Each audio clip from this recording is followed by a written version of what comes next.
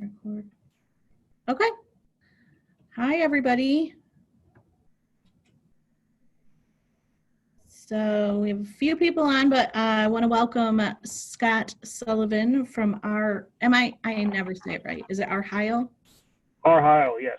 Oh, great. Look at how good I did. All right. So Scott has a few questions that he wants to go over the answers to in reference to his business. And I thought it would be fun to have him on our FCBR Live to go over that. So if you have any questions, just unmute yourself and ask questions, and I will monitor the chat on Facebook. So go ahead, Scott. All righty. Thank you. For those who don't know me, I'm Scott Sullivan with R.Heyl Associates.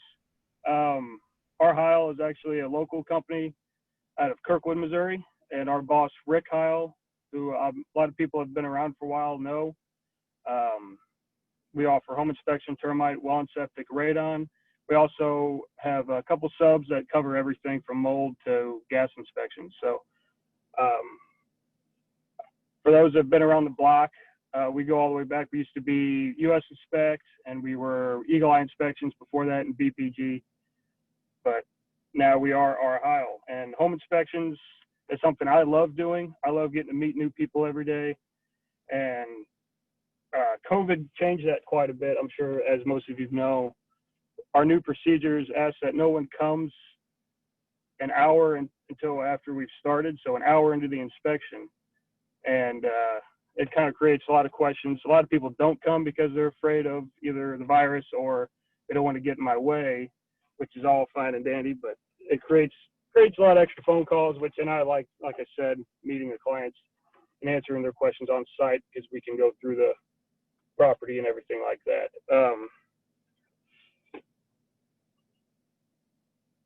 The biggest change, I get this question a lot, the biggest change that I see with COVID is I'm an old-fashioned guy. I like to shake people's hands, and that is highly frowned upon right now, obviously. So we can't really do that anymore. And going forward, eventually I think we'll get back to that, but a lot of people just aren't going to want to touch anybody at all. So it's going to be kind of weird. I don't know if we're all going to be bowing to each other or what, foot taps, whatever we're going to have to do.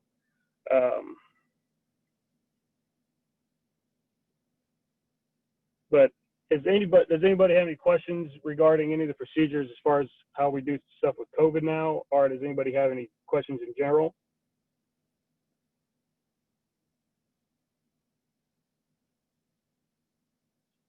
No?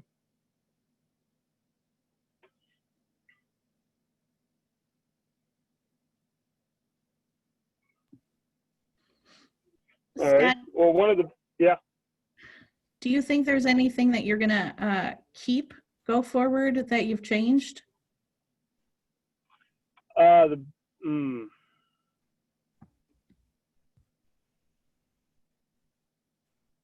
the biggest thing that we want to get away from is people not coming to the inspections. But the biggest thing we'll probably keep is maybe it is nice to be able to get the inspection and open the house up, whether it be turn all the lights off, maybe get the room a more comfortable temperature if it's been vacant for a while. It's not our job to sell the house. You guys have already done that. But I think it is nicer that when we get there, turn everything on and get everything running, get into our routine, and then when the client shows up, everything is just kind of already in motion, and there's not any stoppage at the beginning. Because sometimes you get stuck talking when you pull up to the house at the same time. You end up talking for half an hour, and then we're on site for 3.5 hours. But that'll probably be one thing that we would like to change and keep, but I know a lot of people like to be there the whole time, so whatever makes the client happy.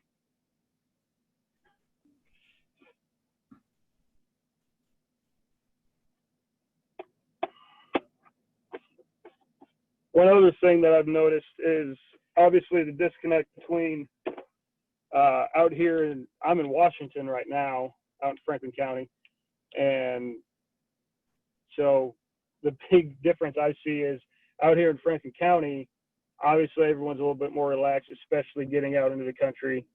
I live around Clover Bottom, and it's almost like nothing's different out there. It seems like if you go to church, I know everyone's wearing masks and doing that kind of stuff, or going to the bar. Obviously, no one cares. But when you go into the city in St. Louis, everyone seems to be paying a lot more attention.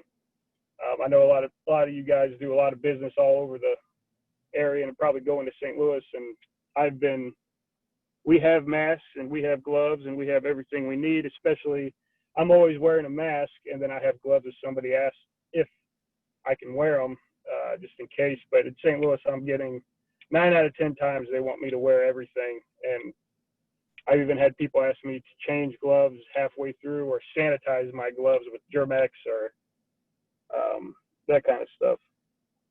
But I can't wait for all that to stop. I'm tired of wearing these masks. I'm sure everyone is, especially now that it's getting hotter. I think it's going to be 95 degrees tomorrow, and that mask is going to be bad.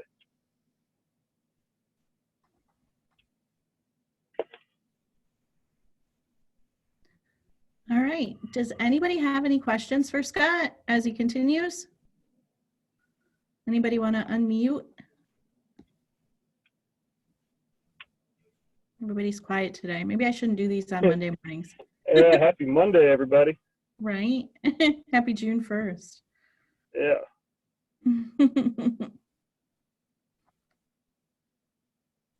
Has anyone ever wondered anything specifically? I know a lot of the newer realtors and people that are do more stuff in the cities have a lot of questions about well and septics or anything like that, or radon. I know everyone has questions about. Does anybody have any questions about any of that kind of stuff, or want me to go over how we do things with anything in regards to procedures of well and septics or anything? I mean, why don't you just do a quick recap of either way, and that way we'll have it to be able to distribute if anybody does have any questions later. Okay. Yeah. So in well and septics, as as disgusting as the whole process is, basically what we're testing is to make sure that the tank, if present, can withstand a hydraulic test of water, and we only run those if the place has been occupied. So if it's been vacant for more than 60 days, we can't actually run more than 50 gallons into the tank in the system because you might overload it pretty quickly. You might cause the soil treatment field to overrun and come up to the surface. But if it's been occupied, what we do is we run water through it depending on how many bedrooms, make sure it doesn't back up in the house, make sure that the tank accepts the load of water and that the soil treatment field also accepts it. We've been finding a lot with all the rain. I'm sure everyone's sick of it. This blue sky today is awesome.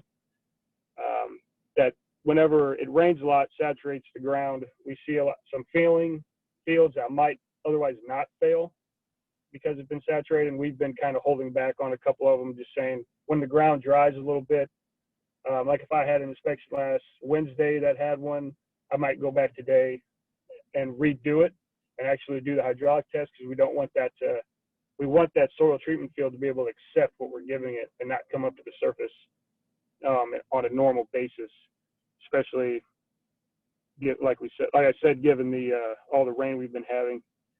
And then if there's a well present, we check the wellhead and make sure that the construction's proper, 12 inches above the ground, basically just so it doesn't get hit by a mower. It also helps the venting of it. So we check that, and we also take a water sample that checks for E. coli and coliform. And we also get a couple headaches on that because the water test takes 2 days to get back from the lab, that's not their fault. That's just how long it takes. But we can't complete our well and septic form until we have that back. So probably 70% of the time, if I'm doing a well and septic on top of a home inspection, I'll try to get my home inspection out before that 2 days, but the well and septic obviously doesn't go out. So we field a lot of phone calls and emails of clients that are either upset or confused that the well and septic hasn't been uploaded yet, which, like I said, we try to tell them at the property if they're there or when we're talking to them on the phone. A lot of times we overload people with information sometimes, like I just did to you guys, and goes in one ear, out the other, that it'll be 2 days before you get that report. And they're trying to remember everything I just told them. But that's basically well and septic stuff. It's all state standards. And we're all certified.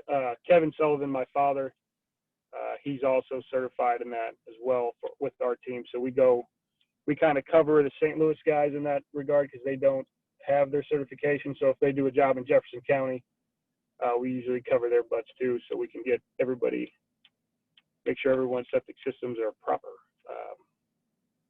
Radon is another one. I know everyone is confused. A lot of people, I've had people tell me they think it's made up, that it's just a big marketing push, fear tactics from us to sell these tests. But what we do is we put a little radon monitor in the basement. It sits there for 2 days, takes a sample every hour, and it basically what it's testing is the breakdown of the radon. And what radon is, it's the breakdown of uranium in the ground. And there's no rhyme or reason to your house being a walkout, being near a lake or a water source, up on a hill or anything like that. It's just where the uranium deposits were in the ground thousands and millions of years ago, and all the breakdown is happening. And once it breaks down to become radon, it's light enough to come up through the foundation, up through the earth, and obviously into your lungs. It's the second leading cause of lung cancer, and more, obviously, second to smoking. Luckily, it's not as bad as smoking, but as far as lung cancer goes, what we see is usually about 1 in 4, 1 in 5 houses has it. There are big concentrations. For some reason, Fenton is a hot spot. There seems to be a lot of mitigation systems at Fenton. We see them 4.0 is the EPA minimum for mitigation. So if it's 4.0 or higher, we recommend mitigation. And we've seen it all the way from 0.04 to, we've had a couple that were in the 80s, and that we actually retested twice just to make sure our monitors weren't uncalibrated.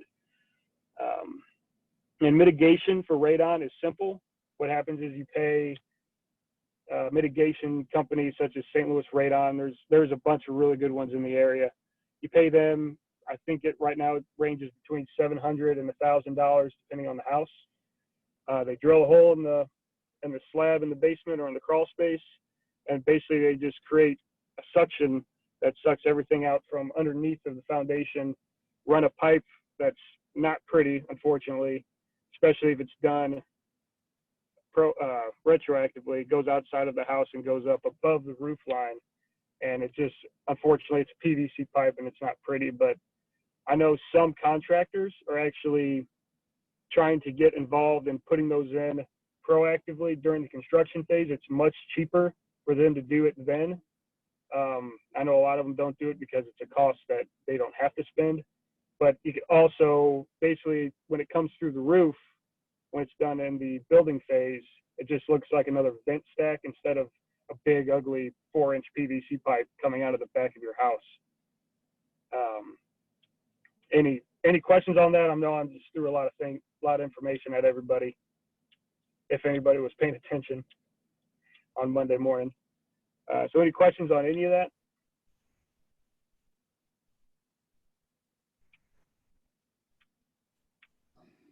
You must be doing a really good job of explaining everything. I don't know. I think a couple people are using the recording themselves trick.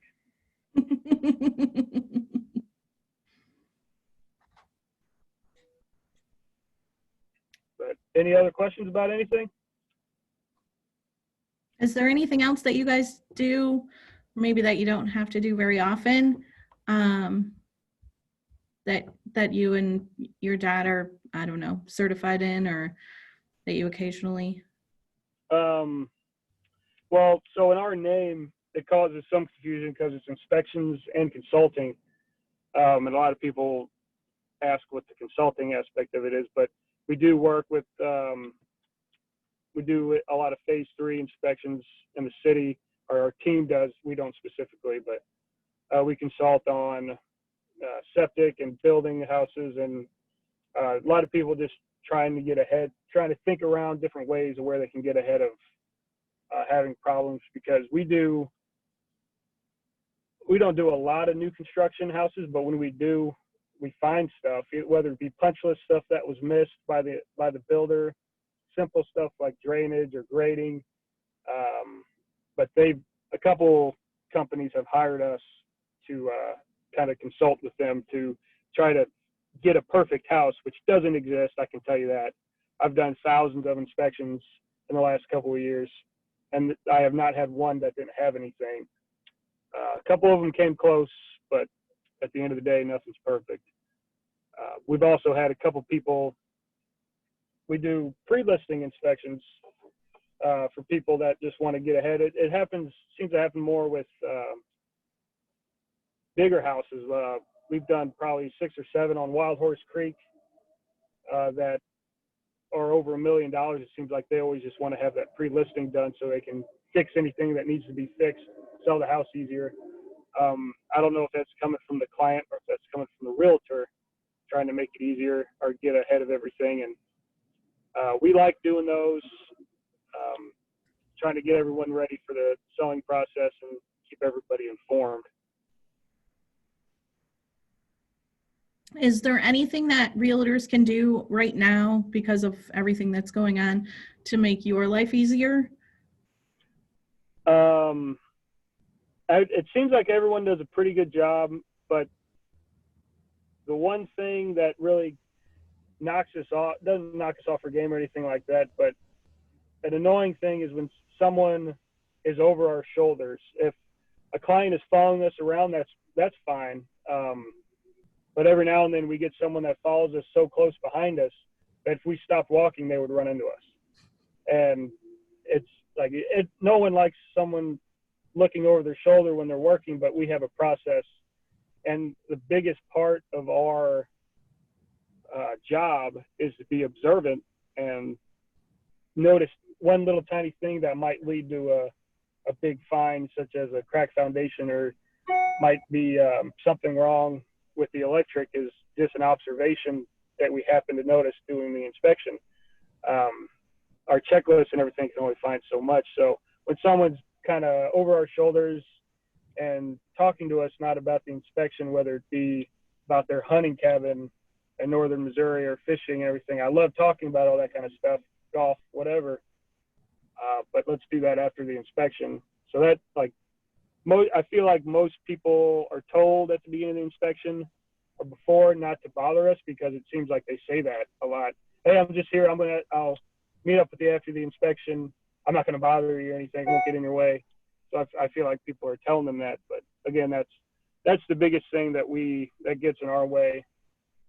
And we obviously don't want to miss anything, and it's in the client's best interest not to bug us too much, because if we miss something, then it's going to be a headache for them. And then if it becomes a headache for them, it becomes a headache for us. So just kind of a big circle. Fair enough. Okay, anything else you want to go over while we have you? I actually was going to ask if there was going to be anything that could make it easier on the realtors, because I always have some stuff, like a tape measure, and I have extra pens and paper and stuff for people if they want to. I know a lot of people, that's actually one of my tricks to get clients to leave me alone, is I give them my tape measure and say, what you guys can go measure for your couches or your fridge or what size oven you need, and then you can draw on this piece of paper. Is there anything that realtors would like us to bring to inspections? I know some people bring coffee and bagels, but I do 3 inspections a day. I'm not going to have a fresh bagel or a pot of coffee for every inspection. So I was just wondering if anybody had any ideas how we can make their life easier if we could do something for them or their clients.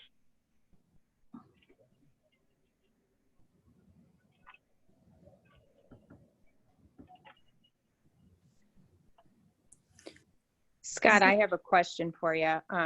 Do you still use the infrared camera that you guys had? We do not currently have the infrared cameras. When we left US Inspect, those were property of theirs. We are still certified level 1 thermographers. And that's, I guess, a certification that lasts for life is what I'm told. But we are, at the end of this year, we are going to start reusing those. We're going to, Rick, our boss, we're talking about getting new cameras, even maybe even better ones than the one we had. But right now, we do not have them, no.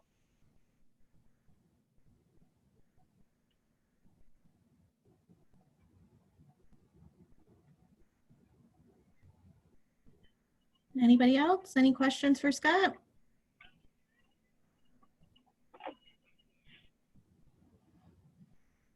Okay. Anything else from you, Scott? I don't think so. Everyone enjoy the good weather while we have it. All right. Well, thank you all for joining. Thank you, Scott, for all of your information. I'm sure that we'll have to go back through and watch it again to get all of it. I definitely learned a bunch of stuff. So, but do you want to rattle off your contact info in case anybody has any questions or wants to give you a call?